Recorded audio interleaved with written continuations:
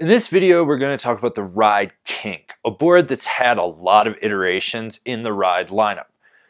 Most notably now, it's back to being camber, which is where it belongs. This is a jib board with snap that has camber in it.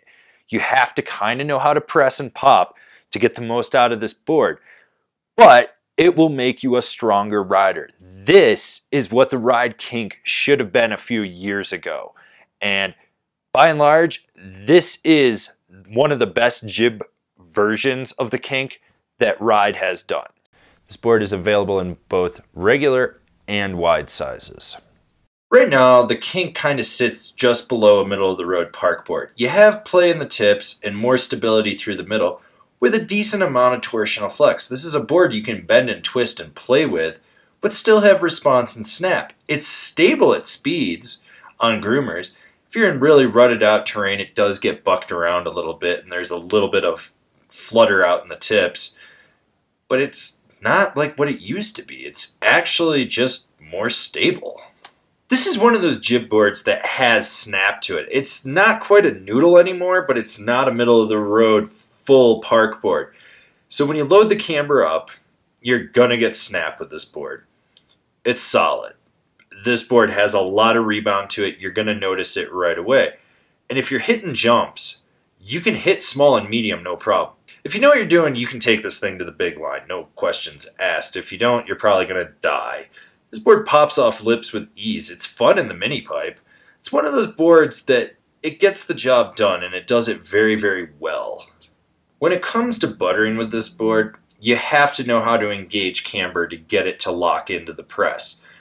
Which isn't a bad thing, you just have to be aware of the fact that you're going to have to put a little more effort into it.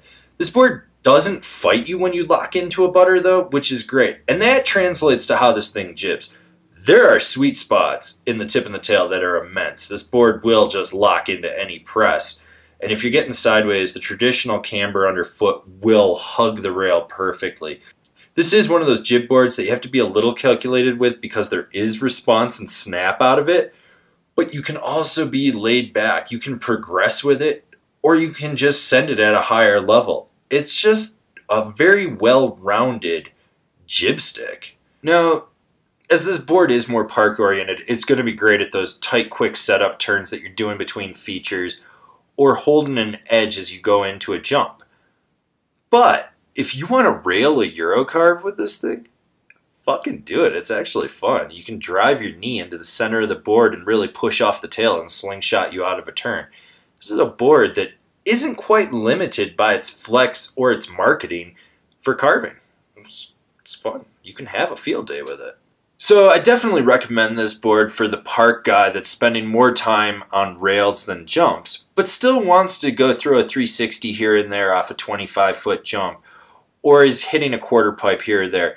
This is one of those boards that is well balanced for park riding. It does excel more at jibbing and buttering, but it's not a slouch when you go into the jump line or into the mini pipe. It can definitely handle being a quiver of one on small rope tow hills or the East Coast, but it has some limitations to it. You're going to bend your knees a little bit more when you're hard charging, which is what you would expect from a deck like this. Here's my list, in no particular order, of some comparable boards. The Rosnell Retox, the DC PBJ, the Rome Buckshot, the Libtech Box Knife, the Solomon Craft, the Battalion Evil Twin. Remember to comment, share, subscribe, and like this video. That way you can see all the relevant or irrelevant snowboarding content that we're putting out for you guys. So smash that bell down below, that way you're getting a notification, and I'll see you guys in another video. If you've been enjoying all these product reviews and you haven't been buying through our affiliate program, which is down there, why don't you check out our Patreon? This is a great way for you to get involved with us. There's some great rewards on there, and it helps fund us so we can do more product reviews for you guys that enjoy what we're doing.